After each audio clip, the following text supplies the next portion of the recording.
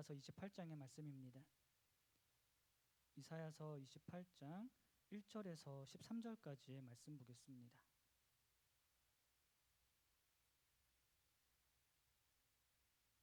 이사야서 28장 1절에서 13절까지의 말씀입니다. 우리에게 주신 하나님의 말씀입니다. 다 같이 합독하겠습니다. 1절입니다. 에브라임의 술 취한 자들의 교만한 면류관은 화 있을진저 술에 빠진 자의 성 곧 영화로운 광같이 기름진 골짜기의 꼭대기에 세운 성이여 쇠잔에 가는 꽃 같으니 화 있을진저 보라 주께 있는 강하고 힘 있는 자가 쏟아지는 우박같이 파괴하는 광풍같이 큰 물이 넘침같이 손으로 그 면류관을 땅에 던지리니 에브라임의 술 취한 자들의 교만한 면류관이 발에 밟힐 것이라. 그 기름진 골짜기 꼭대기에 있는 그의 영화가 쇠잔에 가는 꽃의 여름 전에 처음 익은 무화과 같으리니 보는 자가 그것을 보고 얼른 따서 먹으리로다. 그날의 만군의 여호와께서 자기 백성의 남은 자에게 영화로운 면류관이 되시며 아름다운 화관이 되실 것이라. 재판석에 앉은 자에게는 판결하는 영이 되시며 성문에서 싸움을 물리치는 자에게는 힘이 되시리로다. 그리하여도 이들은 포도주로 말미암아 옆걸음치며 독주로 말미암아 비틀거리며 제사장과 선지자도 독주로 말미암아 옆걸음치며 포도주에 빠지며 독주로 말미암아 비틀거리며 환상을 잘못 풀며 재판할 때에 실수하나니 모든 상에는 토한 것 더러운 것이 가득하고 깨끗한 곳이 없도다. 그들이 이르기를 그가 누구에게 지식을 가르치며 누구에게 도를 전하여 깨닫게 하려는가. 젖떨어져 품을 떠난 자들에게 하려는가. 대저 경계에 경계를 더하며 경계에 경계를 더하며 교훈에 교훈을 더하며 교훈에 교훈을 더하되 여기서도 조금 저기서도 조금 하는구나 하는도다. 그러므로 더듬는 입술과 다른 방언으로 그가 이 백성에게 말씀하시리라. 전에 그들에게 이르기를 이것이 너희 안식이요 이것이 너희 상쾌함이니 너희는 곤비한 자에게 안식을 주라 하셨으나 그들이 듣지 아니하였으므로 여호와께서 그들에게 말씀하시되 경계에 경계를 더하며 경계에 경계를 더하며 교훈에 교훈을 더하며 교훈에 교훈을 더하고 여기서도 조금 저기서도 조금 하사 그들이 가다가 뒤로 넘어져 부러지며 걸리며 붙잡히게 하시리라. 아멘. 이 말씀의 은혜가 함께 하시길 바랍니다. 오래된 조금 된 영화인데요. 괜찮아라는 영화가 있었습니다. 거기에 나오는 장면입니다. 주인공이 힘들어할 때 약국을 방문하고요. 약국에서 이제 이런 대사가 오고 합니다. 아저씨 짜증날 때 먹는 약 있어요? 라고 물어보니까 약사가 이렇게 말합니다. 당연히 있지. 이거 하나 먹으면은 울던 애들도 뚝 그치고 짜증나던 애들도 뚝 그쳐. 이거 한번 먹어봐 라고 말합니다. 그러면서 약사가 내민 것은 여러분 기준으로 보이는 우측에 있는 비타민입니다. 저는 그냥 애들에게 주는 비타민 사탕 같은 겁니다. 얼마나 비타민이 들어가 있는지는 모르겠는데 대부분의 소아과나 아니면 이제 약국을 가면은요 애들한테 저걸 꼭 1개 혹은 2개씩은 주십니다. 내용물은 대부분 비슷합니다. 그런데 이게 아이들이 이걸 받을 때 내가 좋아하는 게 있냐 없냐에 따라서 기분이 달라집니다. 소아과 가서 이제 병원을 가면 애들이 싫어하거든요. 그런데 적어주면은 많이 풀립니다. 진짜 울다가도 적어주면은 얼마 안 가서 또 굳히게 됩니다. 신기한 게 바로 저것입니다. 의욕 없고 힘들어하는 애들한테 적어주면은 언제 그랬냐는 듯이 뚝 굳힙니다. 이거는 저희 집안 이야기인데 저희 딸아이가 3년 전인가? 자, 정확한 횟수는 기억이 안 나는데 그때 사시 수술을 받았어요. 사시 수술이라는 거는 여기 눈을 마취시킨 다음에 째고 수술하는 건데 저도 안 해봐서 아픈지는 몰라요. 근데 아팠겠죠? 대부분 애들이 웁니다. 근데 어쨌든 눈을 뜰 수는 있으니까 눈은 떠야 되긴 하거든요. 너무 아파하는 거예요 얘가. 그래서 저희가 했던 거는 얘가 가지고 싶어하던 장난감을 사줬습니다. 어떻게 됐을까요? 눈을 뜨면서 울면서 장난감을 봤습니다. 이런 것들이 아이들에게는 도움이 되고 힘이 되는 거겠지요. 아이들에게 이런 것이 있듯이 저와 여러분들에게도 그런 게 있습니다. 직장인들에게는 월급 통장에 찍히는 거 혹은 보너스, 상여금 같은 것들이 이제 힘들다가도 힘이 나게 해주는 것들이 될 거고, 학생들에게는 좋은 성적 혹은 내가 원했던 것에 합격하는 것들이 그렇게 되는 것일 겁니다. 그런데 지금 말씀드린 거는 우리가 일반 세상에서 받는 그런 것들이고요. 오늘 말씀을 통해서도 하나님께서 우리에게 주고자 하시는 게 있어요. 저와 여러분들이 과연 그것으로 인하여 기뻐하고 있는지 나를 한번 돌이켜 보시고 하나님께서 주시고자 하는 것을 붙잡을 수 있는 저와 여러분 되었으면 좋겠습니다. 첫 번째로는 잘못된 면류관입니다. 1절의 말씀입니다. 같이 읽어보겠습니다. 에브라임의 술 취한 자들의 교만한 면류관은 화 있을진저 술에 빠진 자의 성 곧 영화로운 관같이 기름진 골짜기의 꼭대기에 세운 성이여 쇠잔에 가는 꽃 같으니 화 있을진저. 아멘. 이렇게 말씀합니다. 당시 북이스라엘은 이제 아수르의 위기가 끝나지 않았을 때입니다. 무슨 말이냐면 지금 진행 중이라는 겁니다. 북이스라엘이라는 작은 나라와 아수르라는 강대국이 이제 싸우게 됩니다. 사실 말이 좋아 싸움이지 사실은 학살과 같습니다. 강대국이 소국 약간 작은 나라를 괴롭히는 거였습니다. 대적이 있었지만 그들은 교만했었습니다. 왜냐하면 그들은 비록 힘은 없고 가진 건 없지만 무언가 믿는 백이라고 해야 될까요? 자랑할 만한 게 하나 있었기 때문에 그렇습니다. 이스라엘 백성들이 살았던 가나안 땅은 본래는 물이 부족한 땅이 맞습니다. 그런데 그 물이 부족한 나라 중에 한 지역에 유독 물이 있고요, 기름진 땅이 있습니다. 물이 있다라고 해서 물이 막 넘쳐나는 건 아닌데 다른 땅에 비해서는 풍족한 땅이에요. 그래서 거기는 정말로 다른 땅에 비해서 살기 좋은 땅입니다. 오늘 말씀에 나오는 골짜기가 바로 그런 기름진 곳, 좋은 곳을 말하는 겁니다. 이곳은 땅이 기름지기 때문에 풍요를 누릴 수 있는 땅이었고 여기가 바로 이 북이스라엘에 속해 있는 나라 중에 하나였습니다. 이렇게 든든한 금싸라기 땅을 믿고 살아가고 있었고 여기의 이름을 사마리아라고 부릅니다.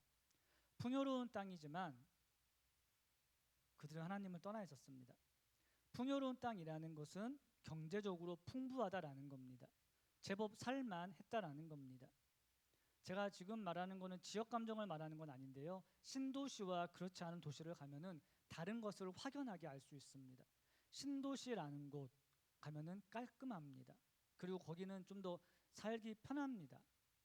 흔히 사람들이 부산에서 운전하기 힘들어라고 말을 하는데 그 이유는 부산은 도로를 도시가 세워지고 그 다음에 이제 도로가 만들어졌기 때문에 그렇습니다.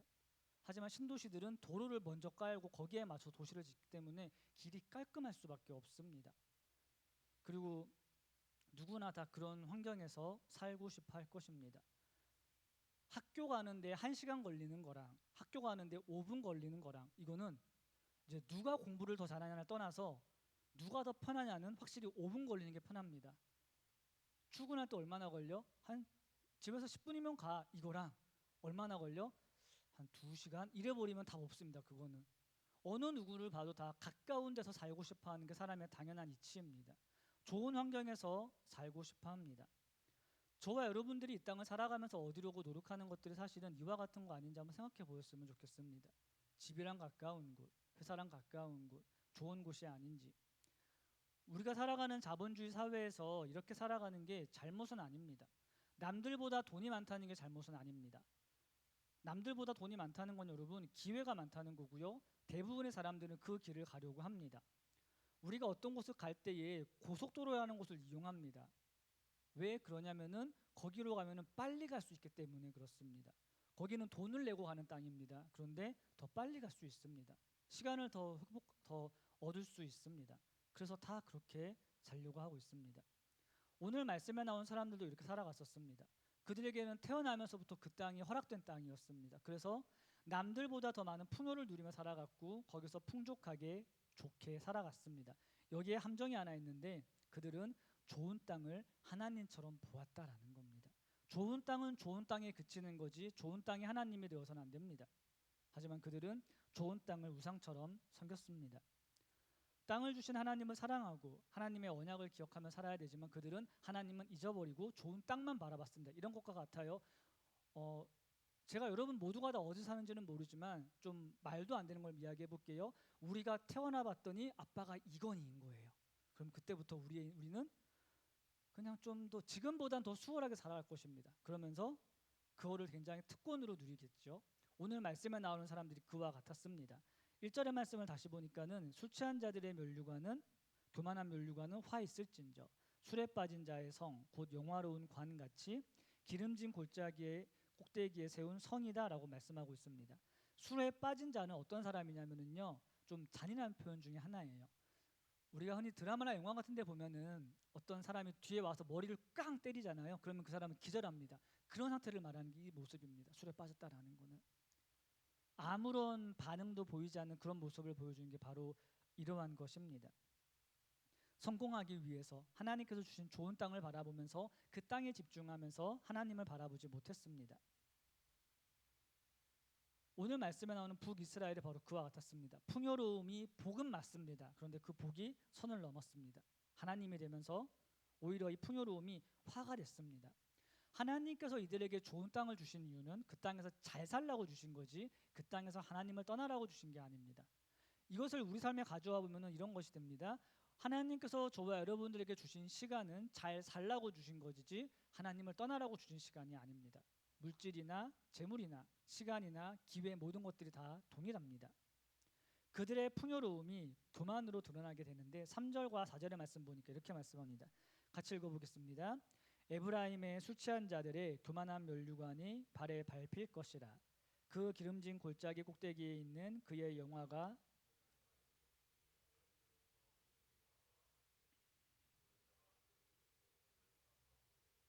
아멘. 그들의 풍요로움은 교만이 됐고요. 그 교만은 하나님이 그들을 심판하는 근거가 되었습니다. 오늘 말씀해 보니까 처음 읽은 무화과라고 말하는데요. 무화과 나무는 1년에 한 번만 열매를 맺는 나무가 아니고요. 몇 번 맺습니다. 특히 3월에서 4월경에 첫 번째 열매를 맺는데 이 열매의 특징은요. 맛이 없다라는 거예요. 그렇기 때문에 맺혔을 때 빨리 따버려야 돼요. 농사를 짓는 농부가 이 열매가 맺혔을 때 이걸 하나하나 따기 힘들잖아요. 그래서 하는 게 뭐냐면은 이 당시의 문화가 그렇습니다. 사람들이 3, 4월경을 지나가다가 무화과가 따있으면 그냥 그걸 따먹었습니다. 그러면은 그걸 본 농부도 가만히 있었습니다. 왜냐면은 그냥 따서 버릴 거니까는 먹게 내버려 두었다라는 겁니다. 오늘 말씀에 나오는 게 바로 그런 것입니다. 열매처럼 보이기는 하지만 맛이 없고 상품성이 없고 다시 말해 쓸모없는 것들이었습니다. 그들의 풍요로움이 이와 같았다라는 겁니다. 우리가 이 땅을 살아가면서 얻으려고 하는 풍요로움이 이와 같은 것들입니다. 조심해야 됩니다. 하나님께서 주시는 것을 누리는 것은 맞습니다. 하지만 하나님께서 주신 것을 잘 누려야 됩니다. 그렇지 않으면은 그것이 우리를 넘어뜨리게 되는 것이 될 수 있습니다. 우리가 이 땅을 살아가면서 하나님 앞에 구하는 것들이 있습니다. 잘 고민해 보셨으면 좋겠습니다. 내 속으로 잘 고민해 봤으면 좋겠습니다. 내가 하나님한테 성공을 누리는데 이게 나한테 오면은 과연 그게 진짜 나한테 좋은 걸까 아닐까라는 것을 고민하면서 저와 여러분들이 하나님 앞에서 살아갈 수 있는 그런 주의 청년들이 되기를 바랍니다. 두 번째로는 남은 자들의 면류관이 되신 하나님입니다. 면류관 아닌 것들을 찾았던 사람들, 잘못된 면류관을 찾았던 사람들, 그들과 반대되는 사람이 있는데 5절의 말씀 보니까 이렇게 말씀하세요. 그날의 만군의 여호와께서 자기 백성의 남은 자에게 영화로운 면류관이 되시며 아름다운 화관이 되실 것이라 라고 말씀합니다. 바로 남은 자들입니다. 교만한 자들은 아수르 군대에 짓밟히고 사라집니다. 하지만 그렇지 않은 남은 자들이 있다라는 겁니다. 하나님께서 남겨두신 자들이 있습니다. 남겨두신 자들이 살아남은 건 맞습니다. 그런데 남겨두신 자들이 살아가는 삶은 어려웠다라는 겁니다. 결코 쉽지가 않았습니다. 이 당시에 대부분의 사람들이 하나님에서 등을 돌렸습니다. 10명으로 치면은요 9명은 등을 돌리고 1명만 하나님 앞에 갔던 거예요. 10명 중에 9명이 하나님을 떠나고 1명이 살아가고 있어요. 그 1명의 삶을 한번 상상해 보십시오. 외롭고 고독하고 힘든 삶입니다. 9명의 사람들이 A가 좋아라고 하면서 A를 따라가는데 B라는 사람은 그 A를 따라가지 않아요. 그러면은 그 사람은 순식간에 그 무리 중에서 이상한 사람으로 취급받습니다. 그거는 어려운 겁니다. 말이 좋아 어려운 거지 굉장히 어찌 보면 비참한 것과 같습니다. 하지만 우리는 그 길을 가야 됩니다. 설령 열의 9이 정말 그 길을 가서 성공을 해요. 그래도 남은 하나인 우리는 그 길을 거절할 수 있어야 된다라는 겁니다. 교만한 자들 중에도 실력이 있고요. 그렇지 않은 사람들 중에도 실력은 있습니다. 중요한 거는 실력을 떠나서 어떤 마음으로 살아갈 것이냐라는 겁니다. 하나님을 떠난 그 9명의 삶을 살아갈 것이냐, 하나님을 믿는 한 명의 삶을 살아갈 것이냐라는 겁니다. 하나님을 믿는 삶을 살아가는 거, 그거는 세상 가운데서 내가 외롭게 살아간다는 것을 말하는 겁니다. 1절과 5절의 말씀을 각각 보니까 이렇게 말씀해요. 1절에서는 에브라임의 술 취한 자들의 교만한 면류관이라고 말을 하고요. 5절에서는 자기 백성의 남은 자에게 영화로운 면류관이라고 말하고 있어요. 오늘 말씀에서 중요한 건 이 두 면류관을 비교하는 겁니다. 세상이 바라봤을 때 좋은 거는 술 취한 자들의 교만한 면류관입니다. 이들에겐 돈이 있습니다. 성공이 있습니다. 어느 누가 보아도 힘이 될 만한 좋은 것들이 있다라는 겁니다. 하지만 열의 하나인 사람들, 그런 게 없습니다. 눈에 보이지도 않습니다. 그런데 하나님께서 친히 그들에게 영화로운 면류관이 되신다라고 말씀하고 있습니다. 이 땅에서 이 땅의 것을 택했더니 교만한 면류관을 얻게 됩니다. 이 땅에서 하나님을 택하였더니 눈에 보이지 않는 면류관을 얻게 됩니다. 눈에 보이는 것과 그렇지 않는 것 중에 어떤 것을 택하느냐는 우리의 선택에 달려 있습니다. 조금 더 정확하게 말하면은 하나님께서 그 삶 가운데 섭리하셔서 우리로 하여금 선택하게 하신다라는 겁니다. 저와 여러분들이 이 땅 가운데에서 눈에 보이는 면류관보다는 그렇지 않은 면류관을 더 바라볼 수 있는 자들 되었으면 좋겠습니다.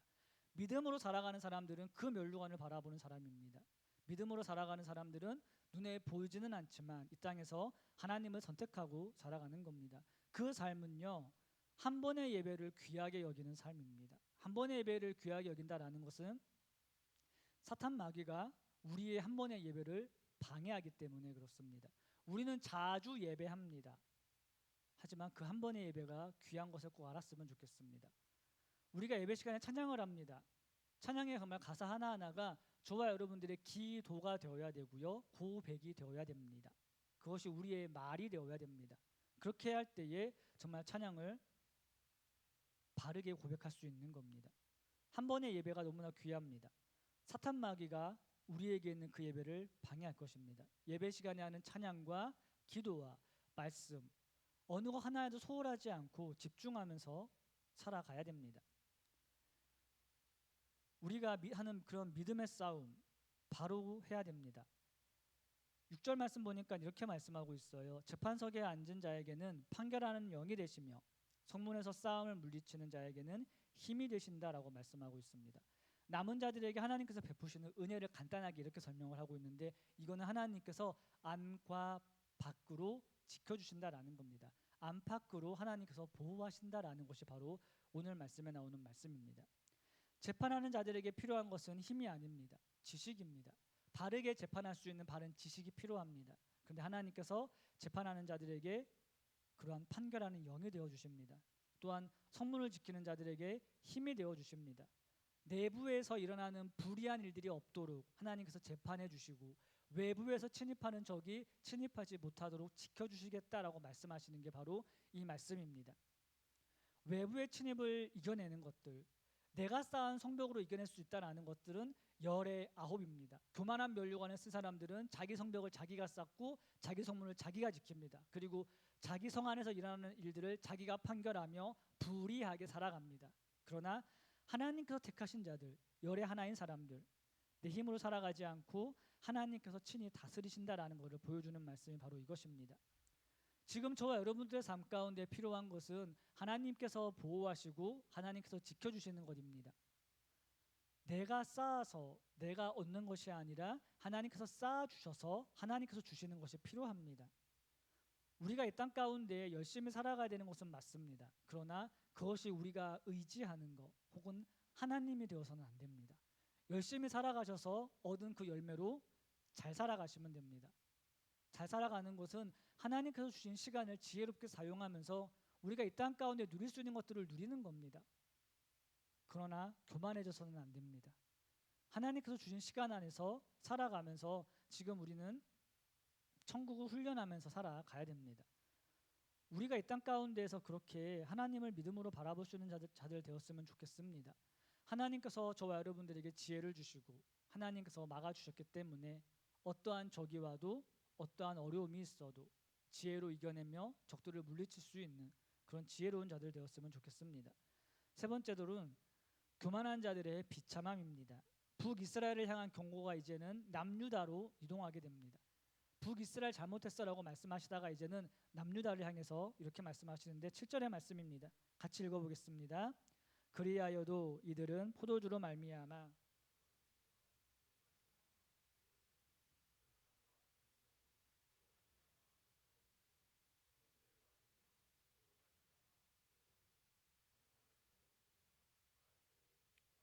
아멘. 제사장과 선지자가 독주를 마셔서 비틀거리고 환상을 잘못 말하고 재판할 때 실수하게 된다라고 말씀하고 계십니다. 굉장히 두려운 것입니다. 제사장과 선지자가 독주를 마셔서 비틀거린다. 이거는 있어서는 안 되는 실수입니다. 우리는 사람이기 때문에 얼마든지 간에 실수할 수는 있습니다. 사람이 실수하지 않는다는 것은 잘못된 거, 거짓말입니다. 사람은 다 실수합니다. 그런데 오늘 말씀에 나오는 것은 일어나서는 안 되는 실수였습니다. 즉 여기서 말하는 일들은 고의로 행한 것입니다. 실수가 아닙니다. 그냥 악을 행했다라는 겁니다. 우리가 여름이 되면은 에어컨을 작동할 때가 있습니다. 그런데 간혹 가다가 이거를 이제 냉방이 아니고 난방으로 바꿔놓고 온도를 맞추면은요 정말 기괴한 일이 일어납니다. 온도는 시원한 온도여야 되지만 따뜻해집니다. 그때는 어떻게 하면 돼요? 모드를 바꾸면은 금방 시원해집니다. 실수니까 고치면 되는 겁니다. 그런데 에어컨이 냉방 모드로 되어 있는데도 냉기가 안 나온다. 그러면 그거는 단순한 실수가 아니고 고장 난 겁니다. 수리기사를 불러서 수리를 하거나 못 쓰는 거를 폐기해야 되는 게 맞습니다. 쓸모없는 것이 됩니다. 당시 유다 백성들의 모습이 이와 같았습니다. 어디에 내놓아도 쓸모가 없었습니다. 잘못된 제사장과 선지자의 모습이 그러했습니다. 9절의 말씀 보니까는 그들이 이르기를 그가 누구에게 지식을 가르치며 누구에게 도를 전하여 깨닫게 하려는가 젖떨어져 품을 떠난 자들에게 하려는가 라고 말씀하고 있습니다. 이 말씀은 참 감사하다고 해야 될까요? 유다에 있는 제사장들이 다 이렇게 망가진 건 아니었어요. 그 중에 몇몇은 괜찮았어요. 괜찮은 사람들이 이제 말씀을 전하는 겁니다. 여러분 그렇게 살면 안 됩니다 라고 말을 하려고 합니다. 그런데 그들이 듣지 않는다라는 겁니다. 너는 떠들어라. 어쩌라고 이렇게 반응한다라는 겁니다. 그 모습이 10절의 말씀 보니까는요 이렇게 말씀하고 있어요. 경계에 경계를 더하며 경계에 경계를 더하며 라고 말씀하고 있습니다. 오늘 말씀 읽으면서 좀 어려운 게 왜 이때 이 말을 했을까라는 거였어요. 경계에 경계를 더하고 경계에 경계를 더한다는 게 뭔지 좀 헷갈립니다. 이거를 원어로 보면 이렇게 발음할 수 있어요. 차우 라차우 카우 라카우라는 발음인데 오늘 말씀에서 중요한 건 이게 단어의 뜻이 무엇이냐라는 것보다는요 발음을 봐야 되는 거고요. 이 발음이 보여주는 거는 이거예요. 발음이 어눌한 애들을 흉내내는 거예요. 그래서 오늘 말씀이 말하는 건 이거예요. 누군가가 이제 이들에게 잔소리를 했어요. 그렇게 살면 안 돼 라고 했을 때 이들의 반응이 이거였던 거예요. 네 너나 잘하세요. 이거였다라는 거를 비꼬아서 말하는 게 이 말씀인 겁니다. 아무리 옳은 말씀을 해도 이들은 비아냥거리면서 듣지 않았습니다. 잘못된 사람들도 있었지만 그렇지 않은 자들도 있었어요. 하지만 그렇지 않은 자들이 말하는 소리조차도 듣지 않고 비아냥거렸습니다. 결국 그들은 하나님의 심판을 만나게 되었습니다. 이 모습은요 저와 여러분들의 모습이 될 수도 있는 모습입니다. 그렇기 때문에 주의해야 됩니다. 하나님의 말씀을 기준으로 볼 때 우리는 어떤 모습으로 살아가고 있는지 한번 고민해 보았으면 좋겠습니다. 말씀 앞에서 우리는 네 너나 잘하세요 라는 반응입니까? 아니면 정말로 아멘 하시면서 살아가고 있습니까? 고민해 보시길 바랍니다. 말씀을 정리하겠습니다. 오늘 이사야 28장의 말씀은 우리에게 두 가지 면류관을 보여주고 있습니다. 하나는 눈에 보이는 면류관이고 보이지 않는 면류관입니다. 눈에 보이는 면류관은 화려한 면류관인데 성경에서는 교만하다라고 말하고 있습니다. 보이지 않는 면류관은 영화로운 면류관이다라고 말씀하고 있습니다. 보이는 것과 보이지 않는 것 중에 어떤 길을 따라가야 되겠습니까?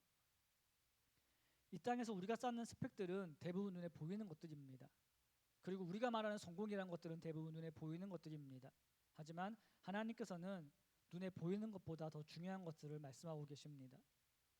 우리가 이 땅을 살아가면서 세상의 면류관을 놓고 부러워하는 자들이 되지 않으시길 바랍니다.